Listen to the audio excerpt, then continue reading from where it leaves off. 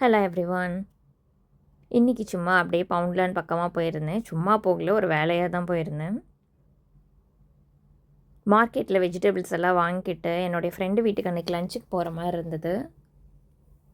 ஆக்சுவலாக அன்றைக்கி பர்த்டே. அந்த பர்த்டே செலிப்ரேட் பண்ணுறதுக்கு வந்து அவங்க என்னை வர சொல்லியிருந்தாங்க. நம்ம பெருசாக பர்த்டே செலிப்ரேட் பண்ணலைனாலும் வந்துட்டு அவங்க வந்து விடமாட்டாங்க. நம்மளை வந்துட்டு கூப்பிட்டுருந்தாங்க. சும்மா ஒரு லஞ்சுக்கு வாங்க, எப்போவுமே பர்த்டேக்கு மீட் பண்ணுறது தான். அவங்க வந்து லஞ்சுக்கு இன்வைட் பண்ணியிருந்தாங்க. அவங்க வீட்லேயும் குழந்தைங்க இருக்காங்கங்கிறதுனால சும்மா ஏதாவது வாங்கிட்டு போனோம், விளையாண்டுட்டு இருப்பாங்க அப்படின்னு சொல்லிட்டு அந்த பார்ட்டி அக்சசரிஸில் தான் பார்த்துட்டு இருந்தேன். இதில் ஒரு ரொம்ப முக்கியமான இது என்னென்னா, இந்த இதெல்லாம் வந்துட்டு நம்ம குழந்தைங்களுக்கு பர்த்டே பார்ட்டி பண்ணுறப்போ அவங்களுக்கு வந்து அவங்களோட வர கெஸ்ட்டுக்கு பார்ட்டி பேக்கில் போட்டு கொடுக்கறதுக்கு இந்த மாதிரிலாம் வாங்குவாங்க. அந்த பர்த்டே பேட்ச் வந்து ஸ்கூலில் வந்துட்டு பின் பண்ணிட்டு போவாங்க. என்றைக்கு பர்த்டேவோ அன்றைக்கி வந்துட்டு I'm a birthday girl, I'm a birthday boy அப்படின்ட்டு அதை வந்து பெருமையாக வந்து அந்த யூனிஃபார்மில் வச்சுட்டு போவாங்க.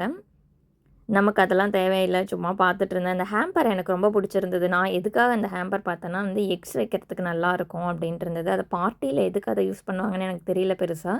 பட் அது பார்ட்டி ஹேம்பர் தான். ஒயர் கூட மாதிரி வந்து பின்னி இருந்தாங்க. ஆனால் ரொம்ப ஹெவியாகவும் இருந்தது.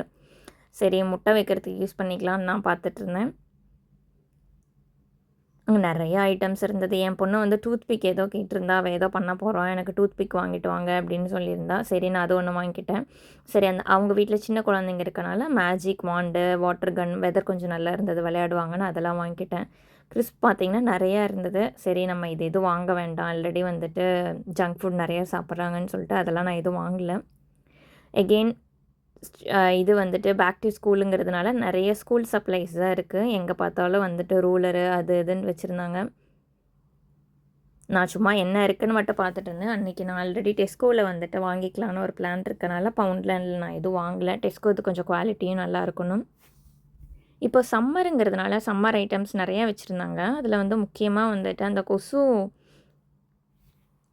கடிக்காமல் இருக்கிறதுக்கு ஒன்று வச்சுருந்தாங்க. அந்த பேண்ட் மாதிரி ஒன்று இருக்குது. அந்த போட்டால் கொசு கடிக்காது அப்படின்னு சொல்கிறாங்க. அது எந்த அளவுக்கு உண்மைன்னு தெரியல. நான் வந்து திரும்ப ஊருக்கு போகிறப்ப இதை வாங்கிட்டு போகலான்னு தான் வந்து நான் வெயிட் பண்ணிகிட்ருக்கேன். ஊரில் வந்துட்டு குழந்தைங்கள கொசு கடிக்கும், அதனால் அந்த டைமில் வந்துட்டு வாங்கிட்டு போகலான்னு.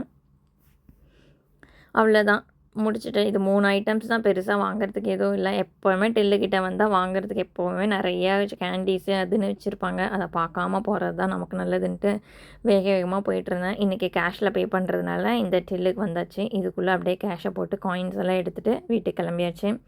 வீடியோ பிடிச்சிருந்தா வீடியோக்கு லைக் பண்ணுங்கள், சேனலுக்கு சப்ஸ்கிரைப் பண்ணி சப்போர்ட் பண்ணுங்கள். தேங்க்ஸ் ஃபார் வாட்சிங்.